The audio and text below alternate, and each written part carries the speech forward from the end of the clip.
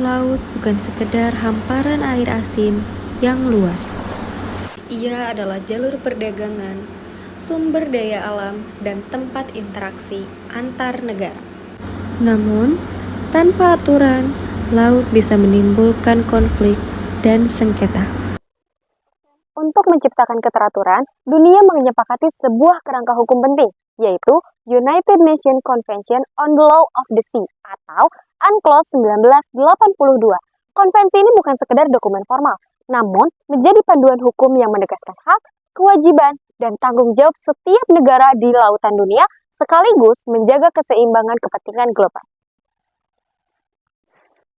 Sebelum lahirnya UNCLOS, batas-batas laut antar negara sering tidak jelas dan tumpang tindih. Banyak negara mengklaim wilayah yang sama, sumber daya laut menjadi objek persaingan dan sengketa maritim sering muncul. Ketidakpastian hukum ini tidak hanya menghambat perdagangan internasional, tetapi juga menimbulkan risiko kerusakan lingkungan dan menekan stabilitas kawasan. Oleh karena itu, dunia membutuhkan norma global yang baku, yang dapat diterima semua negara dan mampu memberikan kepastian hukum serta mekanisme penyelesaian sengketa yang adil. Setelah hampir 1 dekade perundingan yang intens dan penuh dinamika, perwakilan lebih dari 100 negara bertemu di Montego Bay, Jamaika.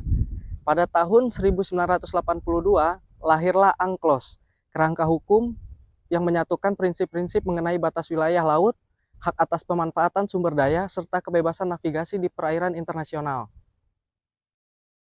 UNCLOS kemudian menjadi semacam konstitusi bagi lautan dunia, yang bersifat universal, terstruktur, dan menyediakan mekanisme hukum yang jelas untuk penyelesaian sengketa antar negara, sekaligus memastikan kepastian hukum bagi semua pihak yang beroperasi di laut.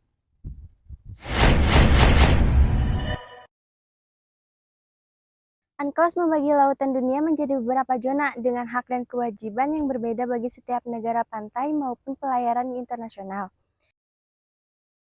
Pertama, laut teritorial sejauh 12 mil laut dari garis pantai, di mana negara pantai memiliki kedaulatan penuh, termasuk hukum dan keamanan.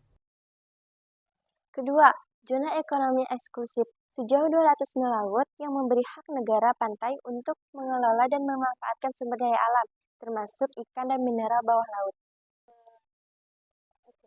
Ketiga, landas kontinen yang dapat mencapai hingga 350 mil laut memungkinkan negara memperluas hak atas sumber daya dasar laut di luar ZEE. Dengan ini, UNCLOS memberikan kepastian hukum, membatasi konflik klaim, dan menjamin kebebasan navigasi di laut lepas bagi semua negara. Selain membagi lautan menjadi zona-zona strategis, UNCLOS menetapkan prinsip-prinsip hukum yang sangat relevan bagi setiap negara. Selain itu, UNCLOS menegaskan tanggung jawab negara untuk menjaga kelestarian lingkungan laut, mencegah pencemaran, dan mengelola sumber daya alam secara berkelanjutan, termasuk ikan dan mineral dasar laut. UNCLOS juga menyediakan mekanisme penyelesaian sengketa untuk menyelesaikan konflik maritim secara hukum tanpa kekerasan. Dengan prinsip-prinsip ini, UNCLOS tidak hanya relevan bagi kepentingan nasional, tetapi juga menjadi landasan bagi kerjasama internasional, menjaga keseimbangan antara hak negara pantai, kebebasan navigasi global, dan pelestarian lingkungan laut untuk generasi mendatang. Implementasi di Indonesia. Bagi Indonesia, UNCLOS memberikan fondasi hukum yang sangat penting sebagai negara kepulauan melalui ratifikasi Undang-Undang Nomor 17 Tahun 1985.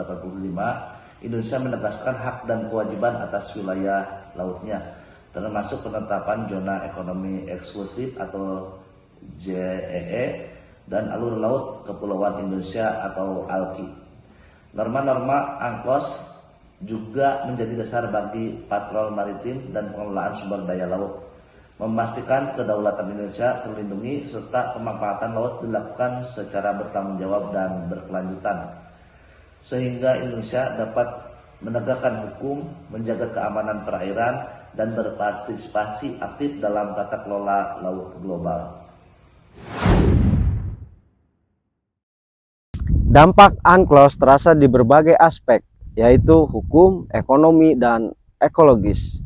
Dengan adanya kerangka hukum ini, sengketa maritim kini dapat diselesaikan secara prosedural melalui mekanisme internasional, sehingga mengurangi potensi konflik antar negara.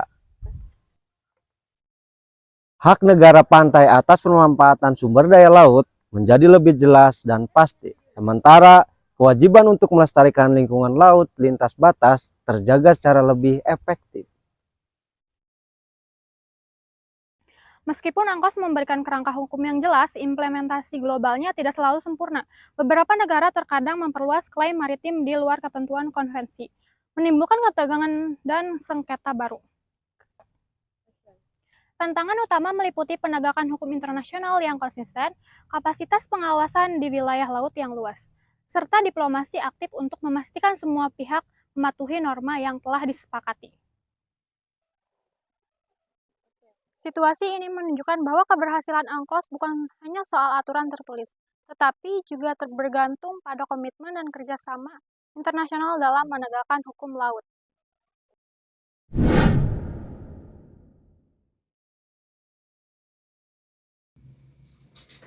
UNCLOS bukan sekedar dokumen hukum, ia adalah instrumen praktis yang menyeimbangkan kepentingan negara, pelayaran internasional, dan kelestarian lingkungan laut secara berkelanjutan. Bagi Indonesia, posisi sebagai negara kepulauan menempatkan kita di persimpangan antara hukum nasional dan hukum internasional.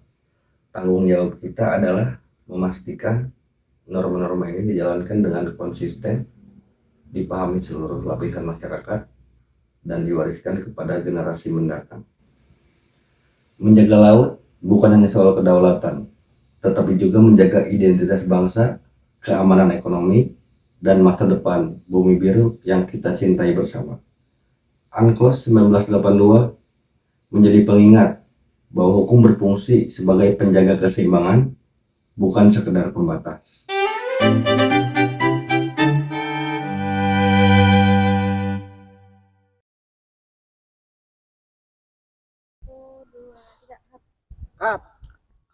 Membagi lautan menjadi zona. Baca dari awal. Serta kalau berhasil Perundingan yang intens dan penuh dinamika.